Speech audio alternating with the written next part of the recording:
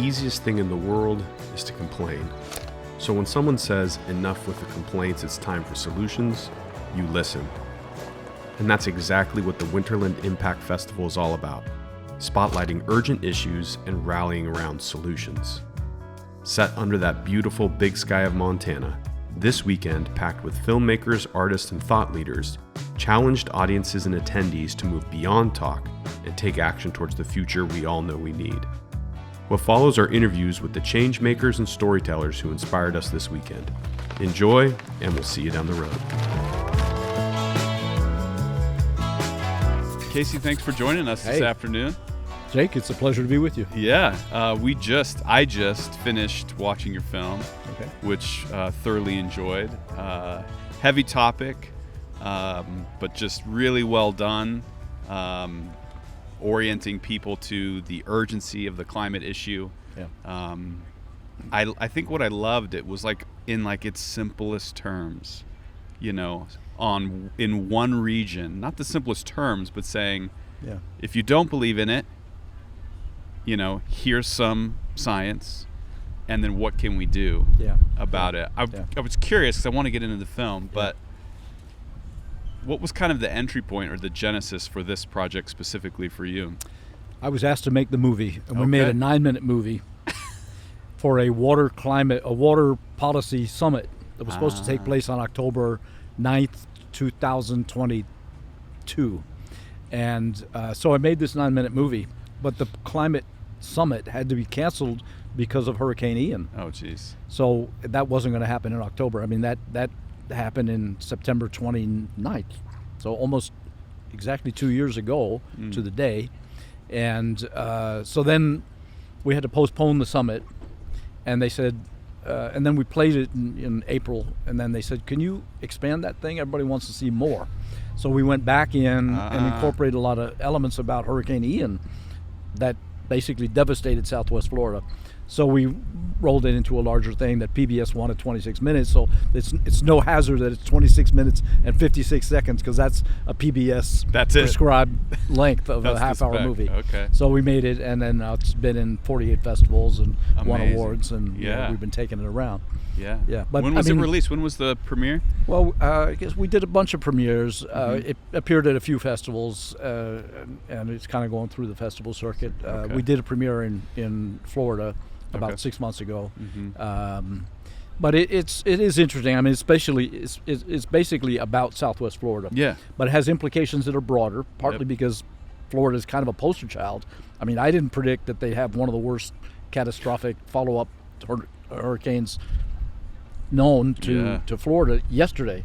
You know, so this was yesterday evening. In fact, one of our scientists who was on the panel, Mike Savarese, was calling in for the Zoom that you just might have seen from Florida, and he wasn't sure he'd be able to get on with this because we didn't know what shape Florida would be in the day after. It's like literally just unfolding as you're making the movie. I mean, it's like in real time. Topic from initially the 9 minutes 26, and you have Hurricane Ian, and then you have this right on top of it as well. I mean, and I saw the writing on the wall because I've been doing research on this. It's just the prognosis for Florida is not good, you know. Yeah. It's not good. When did it start? So let's then like just zoom back at a personal level. Yeah. When did it kind of become an issue for you, or maybe when was that first emotional connection to climate change? Yeah. Was it a curiosity? Was it a film? Was it just being in the environment? Well, I've been doing kind of pro bono social justice work for. I was a 16-year-old marshal at the first March on Washington, the Martin Luther King's tent city in 1969 in D.C. So I've been doing social justice all my life, and whenever I had a chance, I would do something, contribute back. I did a benefit for the homeless at the Roxy with. Keith Haring did our poster, and the Kid Creole and the Coconuts performed, and we raised money for the homeless. And I've done peace concerts with Richie Havens and all kinds of stuff. So all during my career, which has basically been in film and television, I've always taken the time to work on social justice issues and environmental issues. So I joined the Waterkeeper Alliance about 6 years ago, and found that I could use my filmmaking skills. Made 3 water quality docs. Started in 2018, 19, 20, 21. And then when I took over as the Collier County Waterkeeper, which were basically chartered with keeping up, cleaning the water and repairing our environmental systems where we are.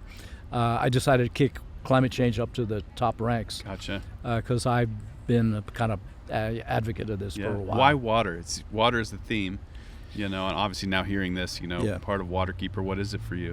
Well, water is life, and Florida, water's everywhere, and it's highly endangered water.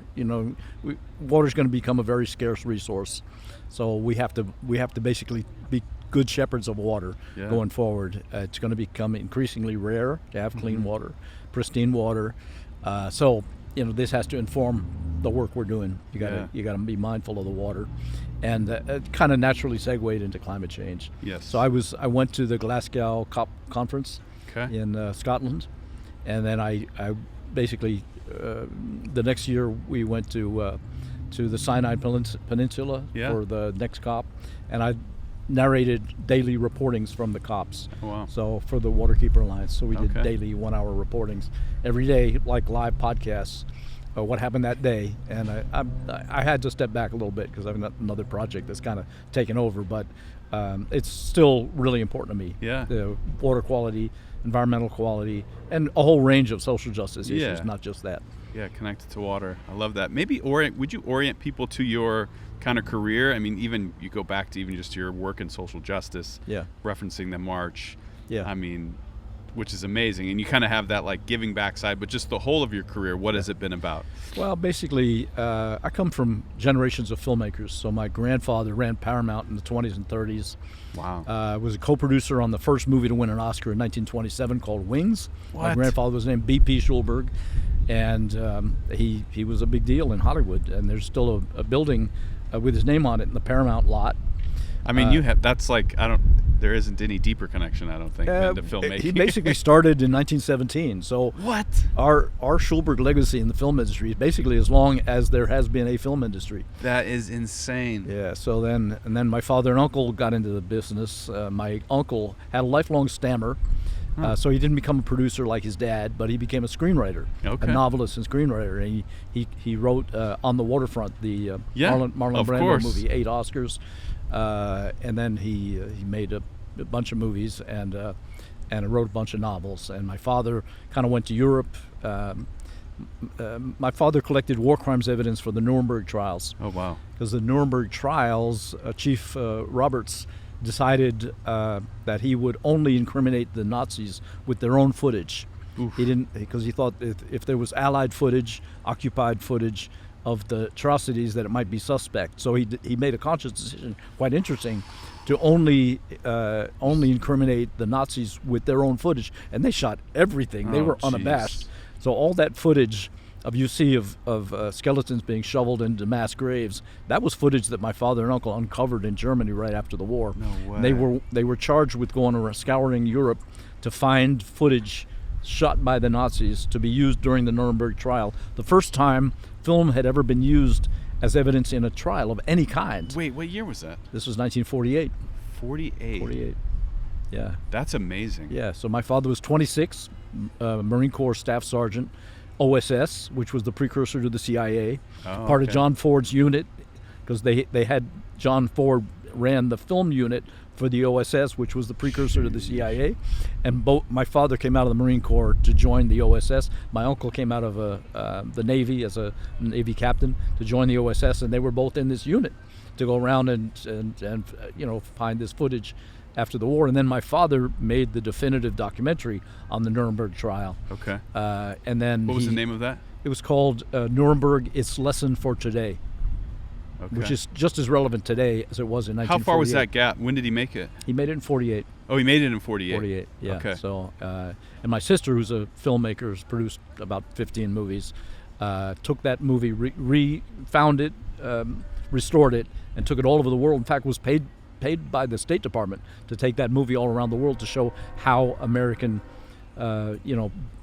good, best American policies could be, repeated or That is just, I mean, the first time film was used in a trial to share the story of the war atrocities. I mean, this is pretty historic. And the war had an ability to shove talent to the top. So my dad was 26 when he did that, and it was just, if there was talent around, it was such a compressed context that if people had talent, they would just kind of let them run with it.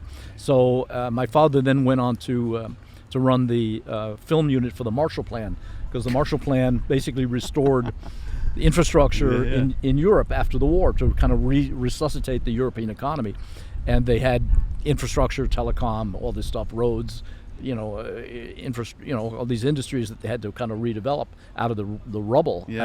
And they had a film unit, so my dad ran that. So he stayed in Europe, and I ended up being born there. I was born in France. Okay. But my industry, I basically started in theater. I wanted to be kind of a purist. My dad wanted me to be the next Dick Cavett. I had no interest in television. By that time, he was executive producer of the Today Show. No interest in television. I wanted to be a purist, so I went to theater, and then I spent about 7 to 8 years in theater, and then I moved over into film, and then I started on the production side, and then I did a lot of indie films, and started unit managing, producing, whatnot, and then I joined a small television production company in 1990, and we grew. We kind of doubled in size every year, and that little company basically was bought after 4 years by Hallmark, became Hallmark Entertainment. So I was part of the small team that helped create that Hallmark Entertainment, and became a $350 million a year thing. Became this huge thing, and I was running a lot, parts of that. So that's my career. In the last 10 years, I basically pulled back a little bit and done some more pro bono work and more environmental work. I wonder if you could draw like a line to, so film being used, for justice in the Nuremberg trials, like maybe like the most prominent, case for justice. We talk about just in modern history, kind of to now, and kind of the, just the expansion of film and the way it's been used, whether it's social media or, YouTube, kind of living through those transitions. I wonder if you have comment on like... Well, film is still a real powerful medium, yeah. And television or video in general, and it's transmogrifying, it's becoming shorter TikTok segments and whatnot, but it still has the power to move people. And so the question is, are you going to move people just for sheer entertainment and whatever, or are you going to move people with a message? Or you're going to move people with... Can you move them in 6 seconds? You can move people in 6 seconds.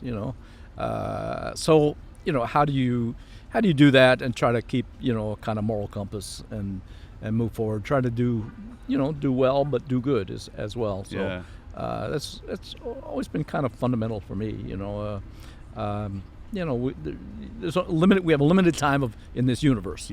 So let's try to improve the common weal. Let's try to improve things. Absolutely.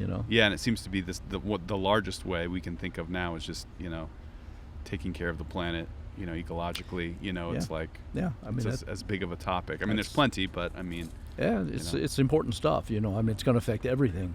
It affects everything. It affects our daily lives. It affects our children, our grandchildren. What is the probability of success for this planet? It's a cliffhanger. We're not, it ain't a slam dunk. That we're going to actually see this thing, through, or if we're going to get through this. Yeah, and that was definitely a theme of the film. Today. Again, it feels like it's this thing that's happening in real time, and South Florida now feels like it's, and the folks you're working with are monitoring it real time, saying let's start to measure it in really clear ways to tell the story, because there still seem to be a lot of questions around, the validity and addressing the validity. I think like that's the punchiness of just like you got right to it, where people beat around the bush. Well, we we thought a lot, because there's people who are already in the church, that we don't need to preach to them. But we kind of assumed that our audience knew something about climate change, that we weren't dealing with a completely uneducated clientele or public. So we kind of had to figure out what that target would be. But we wanted to debunk some of the naysayers. Today there's a meme going around that electric cars are just as polluting as combustion cars. That's totally false. But that is going around. There's a lot of people circulating that myth. that electric cars, because of the batteries and Because the of the lithium, lithium, which you mentioned kind of in the panel, you know, of like, is there a downside to it, you know, but Well, it like gets blown up to this. Yeah, obviously, mining is a concern, Yeah. and lithium mining. Where do you go to collect all that lithium to mine for it? Do you do it responsibly, or do you just do it in a kind of rampaging fashion? Yeah, just That's a real concern, extraction. and I'm a big believer in environmental justice. So let's see, who are we harming? Who are the people? Who are the communities being harmed by the work that we do? Even the good work that we're doing, are we doing it responsibly? Are we keeping in mind that while we race toward solutions, are there communities that are suffering as a result? And a lot of indigenous tribes have those lithium properties, on their tribal lands. So how are we working that out? yeah, So, it does become difficult to Yeah. walk circumspect Yeah. into that work because Yeah. you have to slow down, and we're so fast paced, and you have to be like, I mean, that's basically right. It has been the issue. Is just the pace of like, oh, let's just do this. I mean, even think about like, we were testing atomic bombs in the ocean. Like somehow that was the like, Yeah, I know. like, well, it's down there, so it's I know. Well, in the 80s, asbestos and big hair was all the rage. How far we have come, and Yes. we got a lot to learn. And I'm sure we're going to look back in 10 years and say, I can't believe we were still doing that. Yeah, exactly. So we're learning.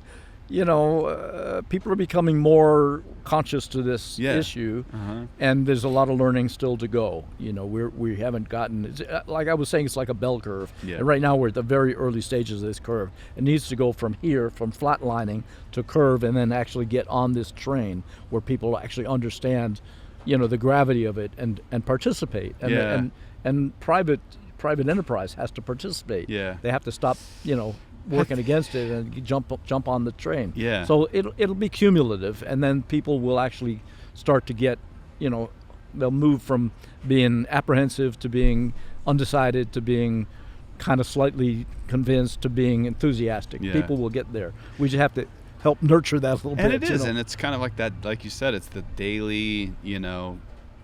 What made me think of it was the doc actually made me think of there's a Jacques Cousteau documentary out right now, and watching the trajectory of his life, where it was like post-war, he creates the scuba, and then is the first to be underwater, and they're like dynamiting the reefs, and he's finding oil, and people are funding his missions, and it's like his first film wins an Academy Award, and then 10 or 15 years later he pulls it and says it's not being shown anymore. Like, I'm taking everything away because I just didn't know the impacts I was having, and becomes this kind of advocate. So it's that like journey, it seems like, of like, we're still exploring, we're still learning, we're trying stuff out, and then if we get it wrong, what does it look like to course correct? But we can move so fast in its scale. It just seems like the last 30 years have been 40 years. I don't know what marker you put on it with industry, and the size of commercialism has just exploded, so that our capacity to pollute or create ill effects. I mean, I had an Uber driver this morning who was flat out convinced that the government was creating these storms.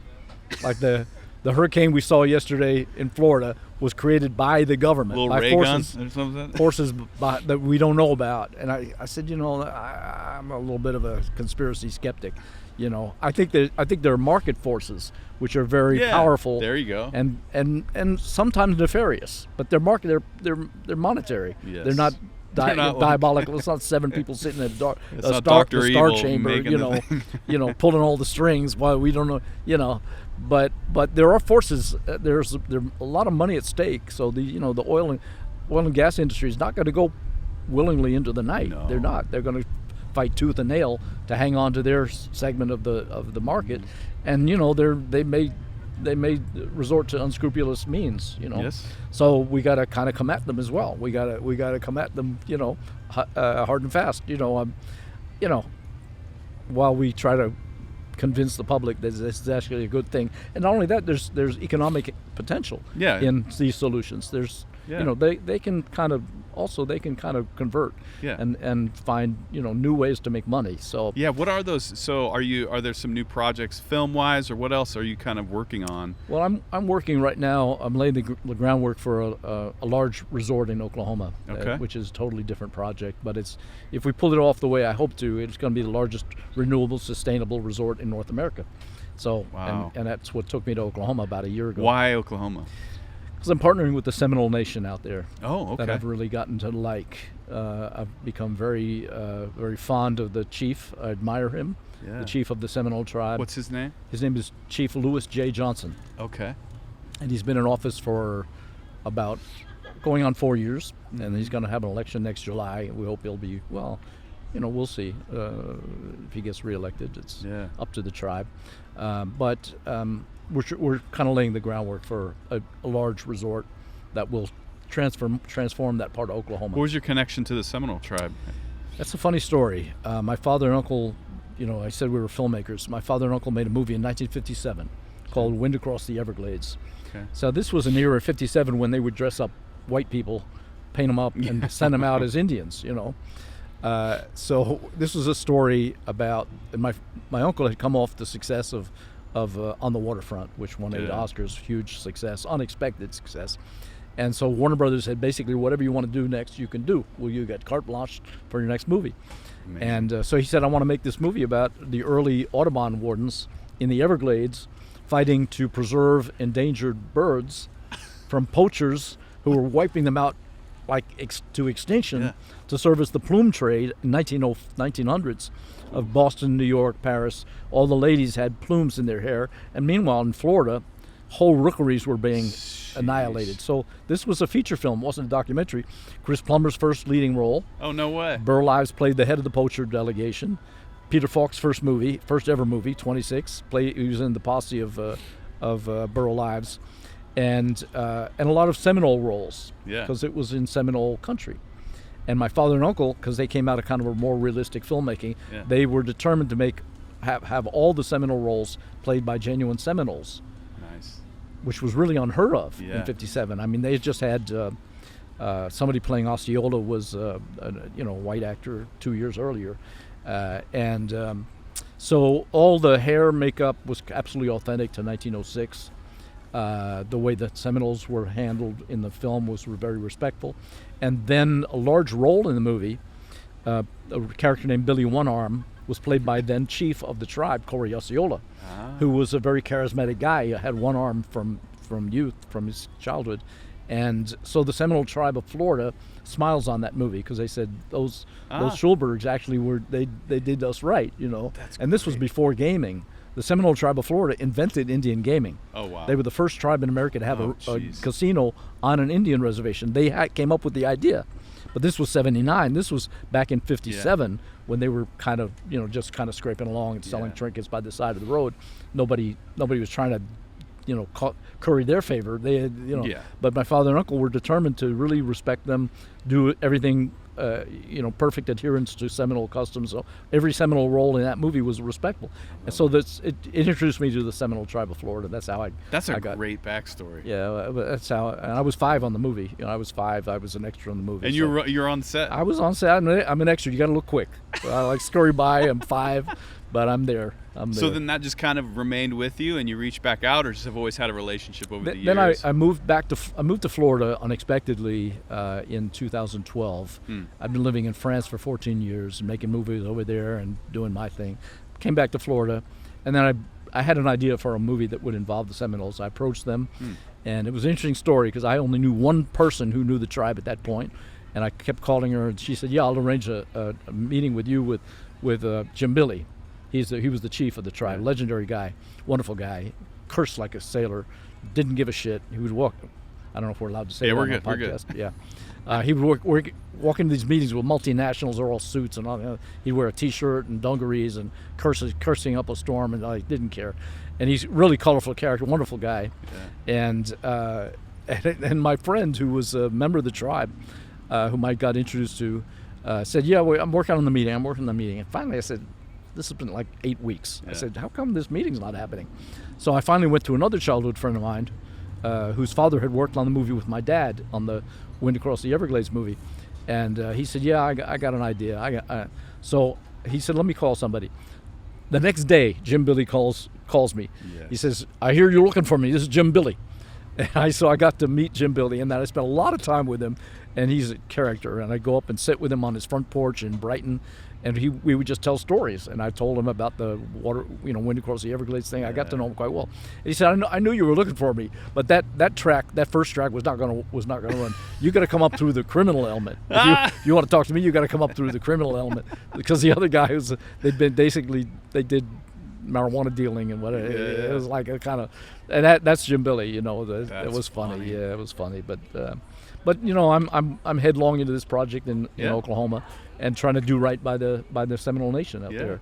Trying So to be give a me good the ally. hallmarks. I mean, when you talk about, you said net zero or completely. What's like the? Well, we're going to be, in terms of energy consumption, we're going to be 60% wind, 20% solar, and 20% geothermal. Amazing. So we'll be entirely sustainable. And now I'm working with the University of Oklahoma to create a kind of integrated water circulatory system. Okay. That'll be where we'll reuse water, and we'll try to have a whole system pre-thought, so that to discharge as little water as possible, and to try to do it responsibly. So And what kind of resort? Like luxury resort? It'll be a luxury resort. Yeah, it'll be a luxury resort. So we're playing. Is there anything like that? I mean, I know that there are like LEED standards and stuff like that, but Yeah. just to this degree, have you seen other projects or? Yeah, I mean, there's some wonderful wellness spas, Yeah. that are sustainable, but they're not of this scale. Yeah. If we pull it off, it'll be the largest one in America. Awesome. So we're kind of just gradually laying the foundation. Okay. It's going to take a while. Yeah, like Yeah. master plan. Is there a name for it or no? We don't have a name yet. Okay. We've kind of been floating City of Gold, and I'm now involved with a consortium that's taken my idea and replicating it around the world. So we're doing one like it with a multi-platform resort. That the one in South America is only on 650 acres. I've optioned 1,800 in Oklahoma, but it's going to be similar: movie studio, Yeah. convention center, hotels, retail mall, and whatnot.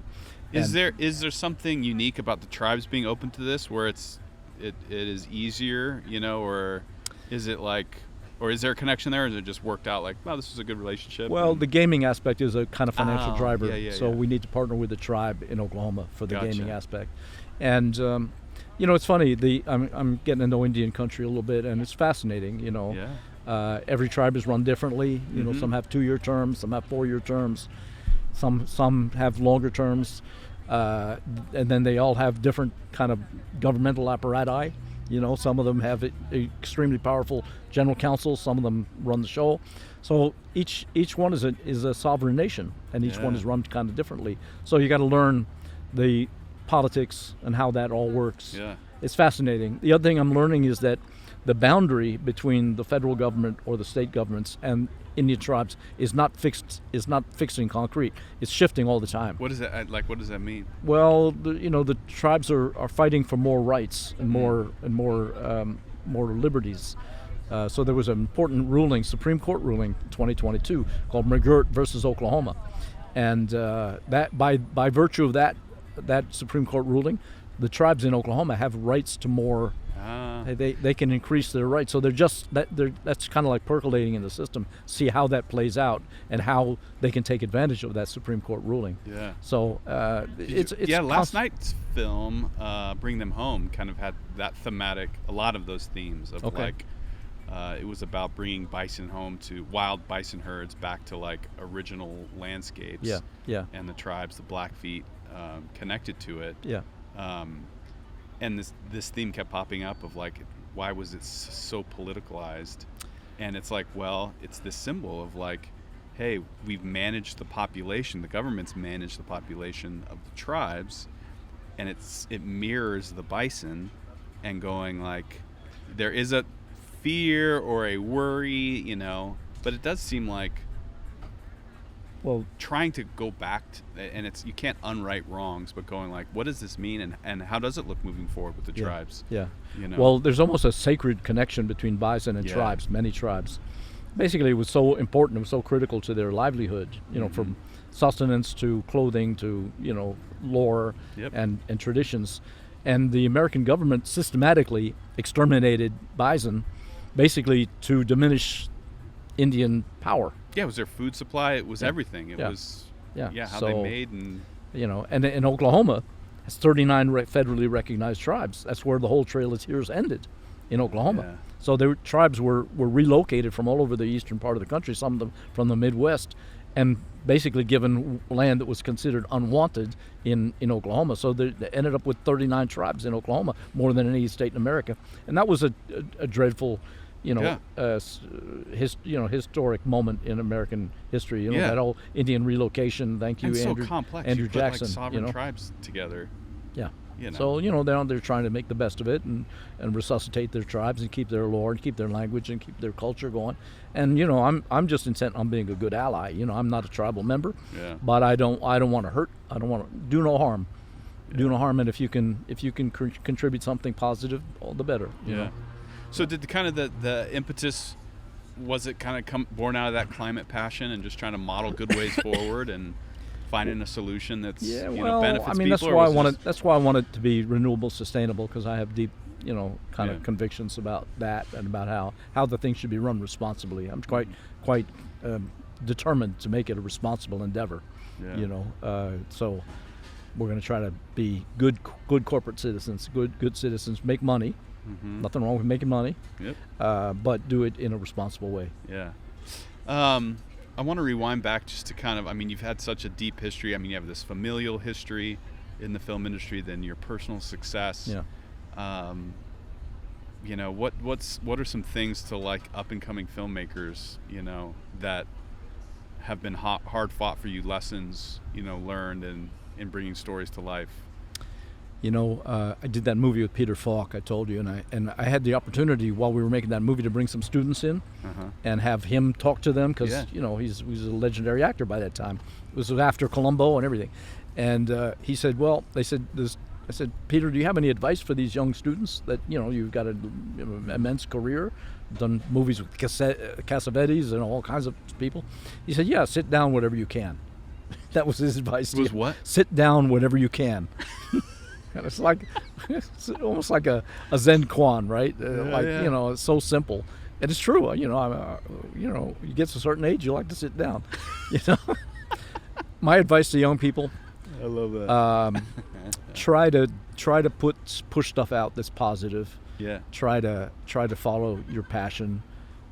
Try to you got to work hard. I don't care who you are, where you came into this life, what your station is. Yeah. Work hard. Work hard. Be assiduous. Be committed. And put your life into it. Put your elbow and put your shoulder into it. Yeah. Work hard. That's what it's all about. Absolutely. Try to leave the world a little better. Yeah. Try to contribute something. Yeah, I love that. I love that theme. That's even for the first year of Project Winterland, that it's kind of a solutionist mindset of hey, how do we make it better? Mm-hmm. How do we not just talk about it? How do we move it into action? Concrete steps. Concrete steps. Yeah, that's great. That's great. Yeah. So Yes, sir. interesting, man. What a fascinating backstory and life, and now we have Heavenly here just kicking it, cruising around. She's happy to be in Montana. Are you heading back to Oklahoma here soon? Or tomorrow I go to LA for 2 weeks. Basically personal stuff, though. I got to catch up with some old friends in the business and stuff. But personal time. Are you still pretty connected in? Is it like the old Hollywood or the how do you? Not really. Movie business? Not really. I know some people in the business just from my early days and whatnot. A lot of them are retired. And I'm happy to issue in some new blood. I was mentoring people in the media departments in both Florida and Oklahoma. Happy to see new crops of people come along.